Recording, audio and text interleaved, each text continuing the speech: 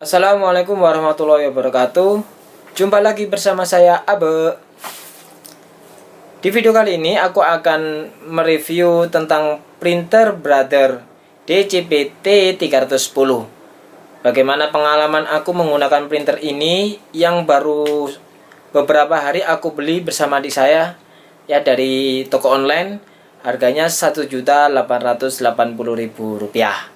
Oke, menurut aku sih ada beberapa alasan ya kenapa memilih printer Brother ini di samping printer-printer yang lain. Padahal aku sendiri juga sudah mencoba beberapa printer Canon yang harganya G2010, kemudian HP 315 sama Epson L360.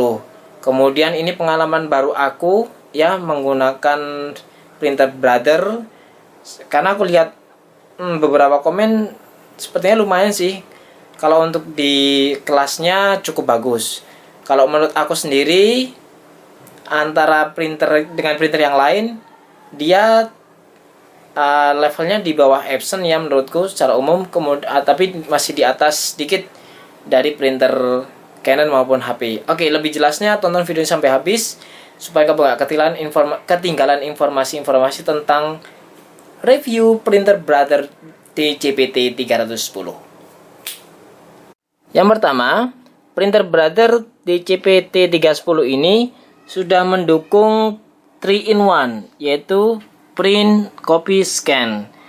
Dengan fitur ini kamu bisa melakukan 3 hal, yaitu bisa mencetak dokumen maupun mengcopy dokumen dan juga men-scan dokumen yang ingin kamu arsipkan.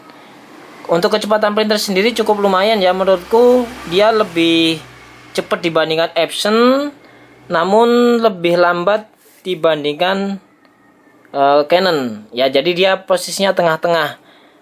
Buat aku sih cukup lumayan kecepatan daya cetaknya.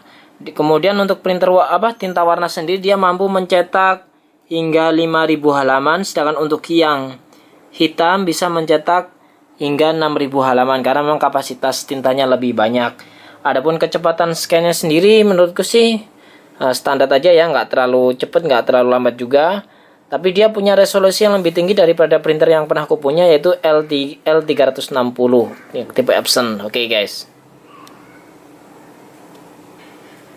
Kemudian yang kedua, tinta ini sudah menggunakan sistem refill tank system. Jadi tintanya ada di dalam body printer ya. Ini kalau kita buka begini, ini buka sini ya. Nah, jadi cukup buka katup-katupnya ketika kalian ingin mengisi tinta bila sudah habis di tabungnya. Dan kita juga bisa melihat batas tinta yang tersisa ya, karena tabungnya di sini juga transparan. Jadi kalian bisa melihat sampai berapa banyak tinta ini masih ada di dalam tangkinya.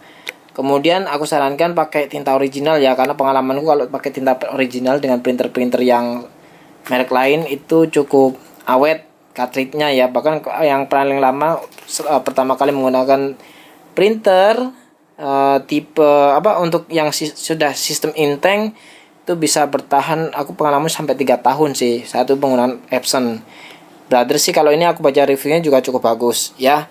Jadi sangat praktis banget untuk isi ulang, dan saya yakin sih lebih awet dibandingkan yang sistem tangki yang rakitan toko ya. Yang ketiga, aku suka dengan posisi kertasnya yang ada di sini ya. Biasanya kan ada di belakang body, tapi ini dia ada di sini. Jadi cukup kita ambil begini, kemudian masukkan kertasnya di sini ya. Kamu bisa memasukkan kertas di sini mulai ukuran yang kecil seperti envelope untuk envelope ukuran amplop, kemudian letter sampai ukuran legal pun juga bisa ya, atau F4 ya. Nanti aku akan bikin review atau bikin tutorial khusus bagaimana menggunakan rak kertas ini ya, untuk kita isi berbagai macam ukuran kertas yang ingin kita gunakan menggunakan printer ini. Kemudian jadi cukup simple ya guys. Ini kalau kita lihat bodinya memang cukup besar karena memang posisi kertasnya sekarang ada di bawah sini itu ya, tidak di belakang. Oke guys, itu kira-kira pengalaman aku menggunakan printer Brother DCP-T 310 untuk beberapa hari terakhir, dan menurutku sih cukup puas buatku ya, cocok lah, worth it lah untuk harga segitu dibandingkan dengan printer-printer yang sudah aku punya sebelumnya atau pernah aku coba, seperti Canon G2010, kemudian HP 315 dan Epson L360. Menurutku ini juga masih worth it buat kamu yang pingin mencari printer yang harganya kisaran 1,5 hingga 2 juta. Tepatnya sih antara 1,880 atau 1,9 juta ya. Dan ini belum sistem wireless ya, jadi masih koneksinya koneksi kabel ya, belum bisa wireless. Oke guys, itu tadi review dari aku. Terima kasih sudah menonton, mudah-mudahan informasi sangat bermanfaat buat kamu. Sampai jumpa lagi di video-video berikutnya. Buat kamu yang belum subscribe, silahkan subscribe. Bila kamu suka, silahkan like.